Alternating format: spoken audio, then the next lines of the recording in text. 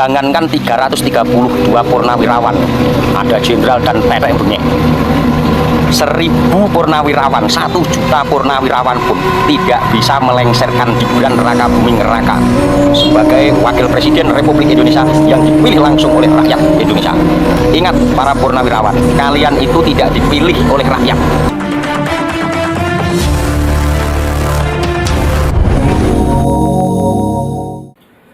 Assalamualaikum warahmatullahi wabarakatuh. Jumpa kembali dengan Panjang Official. Selamat sore semuanya teman-teman ya. Jadi kita hari ini mau menonton lagi, yaitu video tentang Mas Gibran, yang dimana mulai kemarin banyak sekali para pembenci Pak Jokowi terutama teman-teman ya. Jadi bagaimana keterangannya dan penjelasannya mengenai Mas Gibran ini, mari kita simak untuk videonya agar tidak gagal paham teman-teman ya.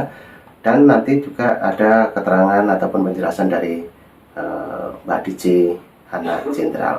Oke, untuk videonya kita play dulu dan langsung kita tonton. Jangankan 332 purnawirawan, ada jenderal dan petek bengek, 1000 purnawirawan, 1 juta purnawirawan pun tidak bisa melengsarkan Gibran Rakabuming Raka sebagai wakil presiden Republik Indonesia yang dipilih langsung oleh rakyat Indonesia. Ingat para purnawirawan, kalian itu tidak dipilih oleh rakyat. Kalian jadi purnawirawan pun belum tentu murni ya, kita tahu lah bagaimana untuk masuknya itu, bagaimana kita tahu.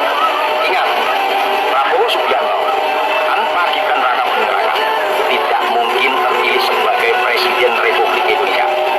Jangan hanya purnawirawan 332 mau melengsarkan Gibran Rakabuming Raka, Anda belum mewakili satu RT, apalagi mau mewakili rakyat Indonesia.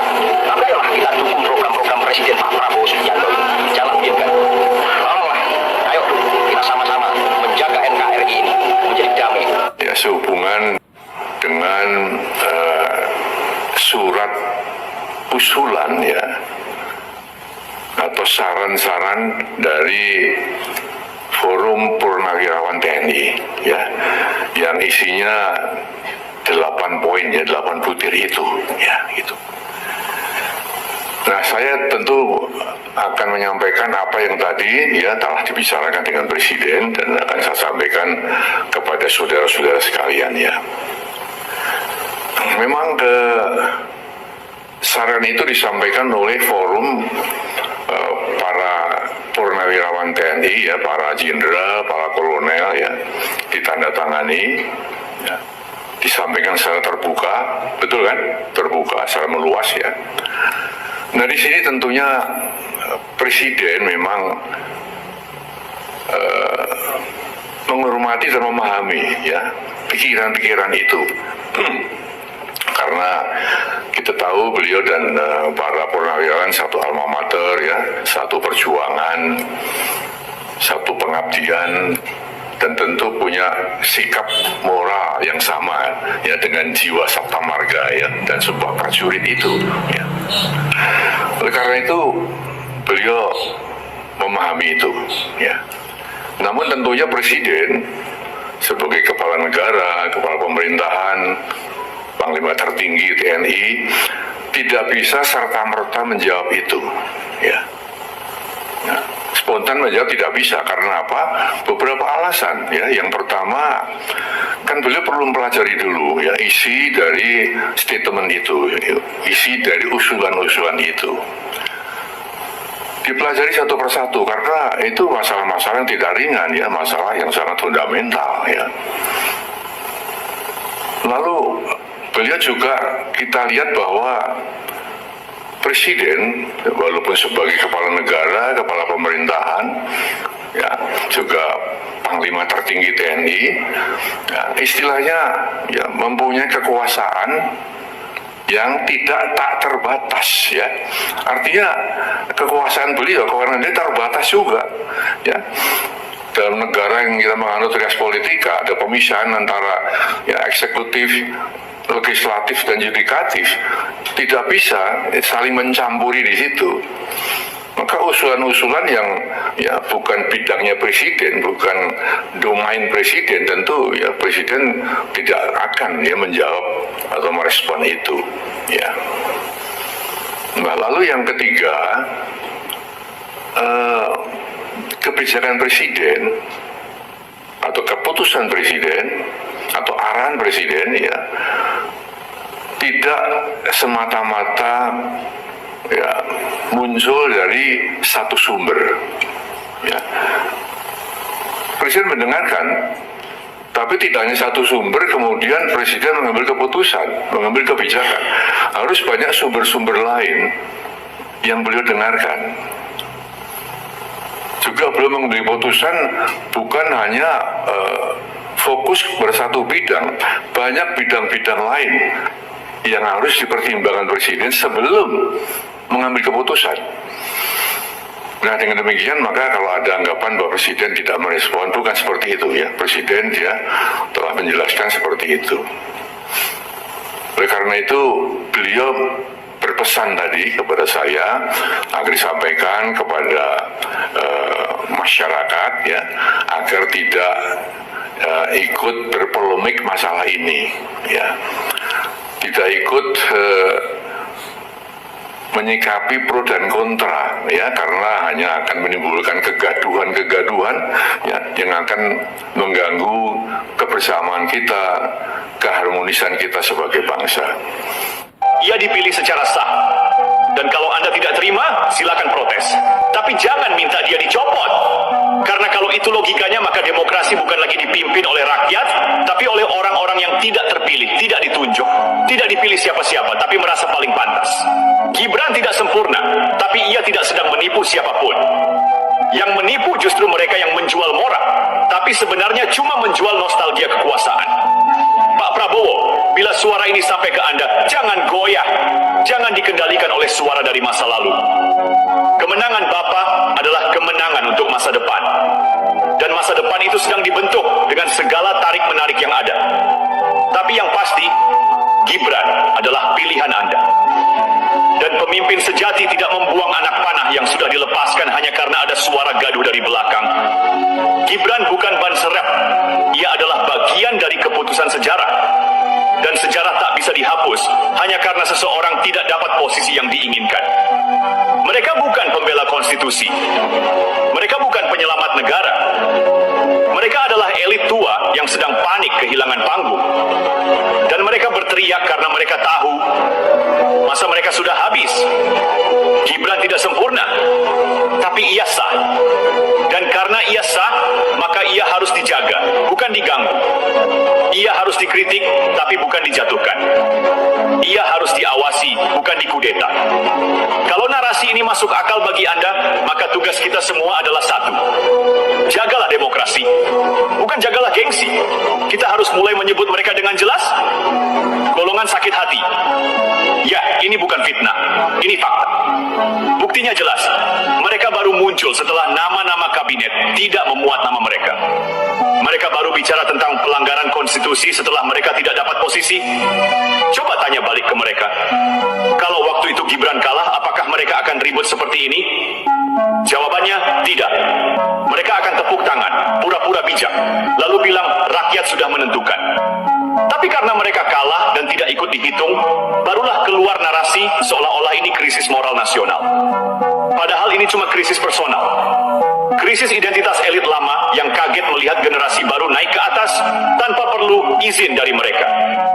Dan yang lebih menyakitkan buat mereka, generasi baru ini tidak tunduk, tidak hormat secara buta, tidak ikut budaya senioritas kaku yang selama ini mereka jadikan alat kontrol. Ada yang bilang Gibran itu cuma menang karena anak Jokowi. Baik, mari kita jawab pelan-pelan. Kalau memang cuma karena anak presiden, kenapa ribuan anak pejabat lain tidak ada yang bisa menembus arena politik nasional? Kenapa tidak ada anak menteri, anak jenderal, anak konglomerat yang bisa duduk di kursi wakil presiden? Gibran bukan sekadar anak Jokowi. Gibran adalah simbol zaman yang berubah. Simbol bahwa anak muda bisa masuk sistem, mengalahkan nama-nama lama, dan menang menang dalam kompetisi keras yang bernama Pilpres. Terhadap Bapak Jokowi, Pak Prabowo, dan Mas Gibran semakin masif disebarkan oleh para pembenci. Sebelum kita membahas itu, saya ingin bercerita tentang masa dulu, di tahun 1832, ketika bangsa Yaman berbondong-bondong datang ke tanah air untuk bekerja di perusahaan Belanda bernama VOC. Mereka imigran datang ke Indonesia. Ketika Belanda mulai mengangkuti rempah-rempah dari Indonesia, kayu ke negara Belanda, tersiar kabar bahwa Indonesia tuh kaya sekali, tak habis-habis kekayaan. Datanglah bangsa Yaman itu, yang memang dari negeri yang kacau gitu ya. Mereka ingin memiliki sebuah penghidupan yang lebih layak. Datang dia bekerja dengan orang Belanda. Masuklah dia sebagai pekerja di VOC. Jadi kaki tangan pengusaha-pengusaha yang ada di VOC. Yang keturunan Yaman ini mengklaim bahwa nenek moyang mereka lah yang berjasa atas kemerdekaan bangsa Indonesia. Kenapa mereka mengklaim itu? Ketua mereka yang punya organisasi besar yang sudah dibubarkan oleh Pak Jokowi, ujung-ujung sihab itu orang Yaman, punya keinginan menguasai Indonesia, mendirikan khilafah. Sejak era Gus Dur hampir berhasil mereka mempengaruhi rakyat Indonesia untuk percaya omongan dia. Di era Bapak Jokowi, mereka semakin berkembang, semakin bertambah banyak pengikutnya, kemudian sukses mengadakan demo demi demo untuk memakzulkan Pak Jokowi, tapi selalu gagal. Sukses ngelecehin bangsa Indonesia untuk mendukung mereka. Bahkan jenderal-jenderal, mantan-mantan jenderal mendukung mereka. Di antaranya Fahru Rozi yang membuat kesepakatan 8 poin itu. Saking berwibawanya di mata umat Islam, karena kesuksesan dia menjaring umat Islam untuk mempercayai dia sebagai cucu Rasulullah SAW. Sehingga yang percaya dengan dia banyak. Yang percaya kalau dia punya karomah sangat banyak. Yang percaya bualan dia itu sangat banyak. Dan dia hampir sukses menguasai Indonesia lewat Prabowo Subianto di tahun 2014. Pak Jokowi menang, tapi menangnya menang tipis. Boleh dikata orang Yaman ini hampir sukses menguasai Indonesia lewat Pak Prabowo. Begitu pula di periode kedua, hampir menang, kalahnya tipis. Setiap kali Habib memerintahkan anak buahnya untuk melakukan aksi, berjuta-juta orang, berbondong-bondong orang datang untuk berperang. Seolah-olah mereka mendapat perintah dari Rasulullah SAW. Mereka percaya turunan Rasulullah, dan mereka sangat takut untuk membantah. Tapi mereka juga heran, kok gagal menjatuhkan Pak Jokowi? Kok selalu kalah? Kenapa begitu? Kok kalah terus kita? Kok keturunan Nabi kalah melawan Jokowi? Yang padahal mereka terus-menerus menyebut-nyebut Pak Jokowi itu orang Cina, orang kafir, orang Kristen, PKI, pelongo-pelongo. Di-downgrade terus Pak Jokowi, tapi kok kalah dengan orang yang sudah rendah ini, direndahkan ini, kok mereka selalu kalah? Akhirnya di kubu Habib ini, yang di dalamnya juga ada orang-orang cerdas, pendukung Pak Prabowo, yang orang-orang realistis, mulai bertanya-tanya, ini sebenarnya Habib punya kekuatan nggak sih? Katanya bisa menjaring kekuatan Islam seluruh Indonesia untuk mendukung. Kok kita kalah terus dengan Pak Jokowi? Sebenarnya ada di mana nih kita nih? Kurangnya ada di mana nih? Kan Habib Rasulullah. Bangsa Indonesia ini penduduknya Muslim kebanyakan. Harusnya menang dong. Karena Muslim itu mencintai Rasulullah SAW. Harusnya menang. Tapi kok nggak pernah menang? Akhirnya mereka terpecah menjadi beberapa bagian. Ada yang tetap takzim sampai sekarang detik ini, tetap memuja-muja Habib. Tapi sebagian lagi sudah mulai kayaknya meragukan. Kenapa doa-doa tidak pernah dijabah oleh Allah? Kenapa istimewa ulama 2 periode selalu bisa ditumbangkan oleh kubu Pak Jokowi? Padahal kubu Pak Jokowi kubu sesat, PKI, kafir. Tapi kenapa Jokowi selalu menang? Untuk meyakinkan pengikutnya yang bertanya-tanya, kenapa kita selalu kalah sih melawan Jokowi? Kita ini kumpulan dari ulama-ulama loh. Tapi kok rakyat Indonesia nggak dukung kita ya? Yang Islam-Islam itu. Oh ya, ini mereka itu sesat. Karena tergila-gila sama Pak Jokowi. Tergila-gila sama Pak Jokowi sampai mau menggadaikan akidahnya. Itu yang selalu mereka tuduhkan terhadap pendukung Pak Jokowi itu. Seolah kami ini menggadaikan akidah kami demi mendukung Jokowi dan mengabaikan himbauan mereka itu. yang mengaku keturunan Rasulullah SAW. Dulu itu Habib Rizik bilang ke keturunan-keturunan Arab itu ya, untuk melakukan tes DNA supaya nanti umat Islam yang meyakini mereka sebagai keturunan Rasulullah tidak ragu-ragu. Jadi mendukungnya itu maksimal. Kalau disuruh serang dia menyerang, karena yakin turunan Rasulullah yang menyuruh, berarti berita Rasulullah juga kan.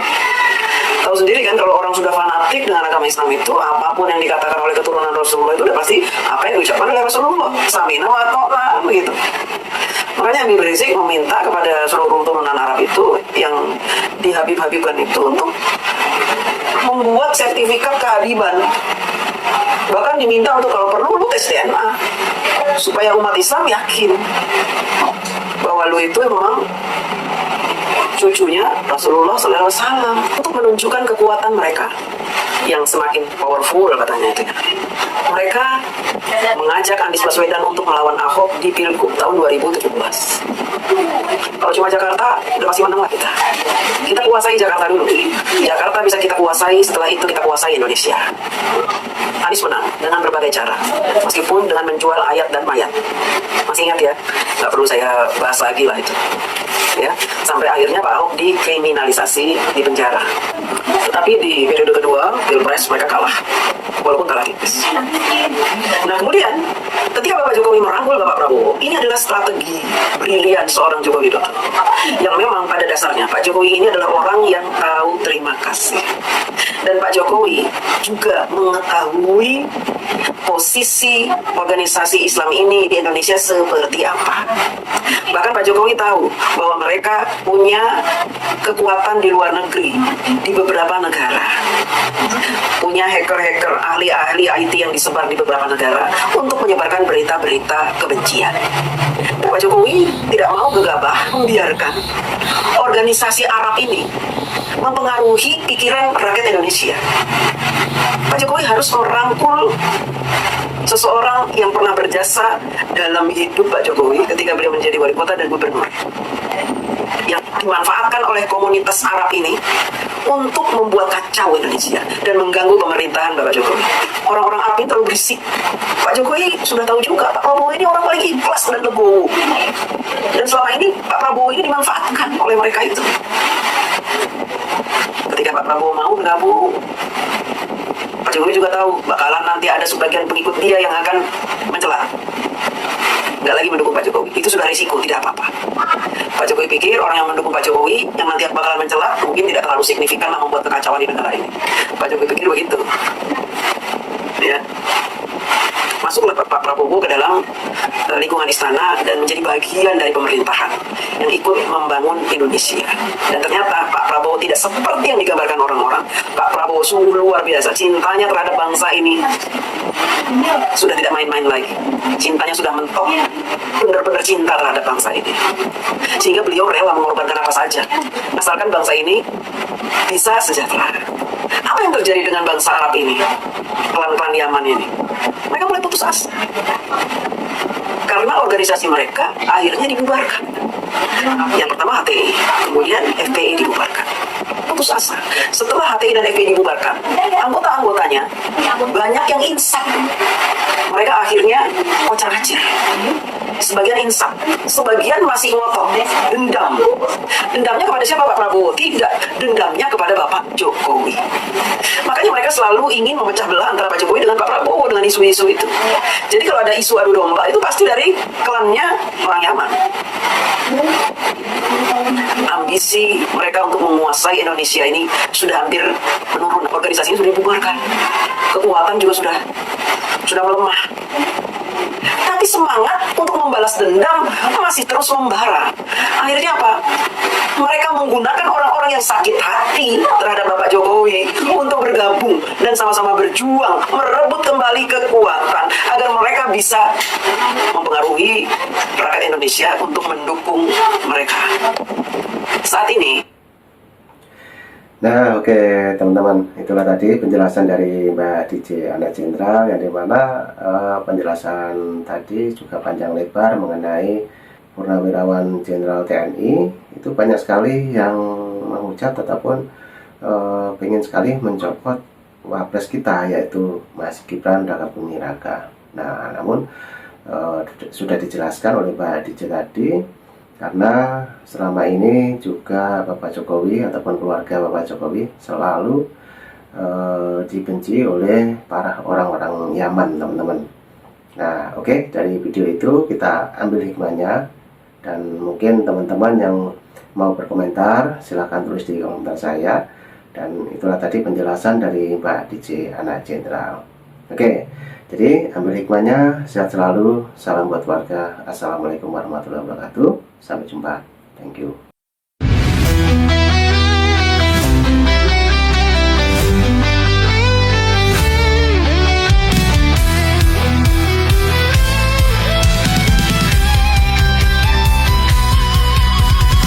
Dari utara sampai ke timur, suara jujur kini bergema.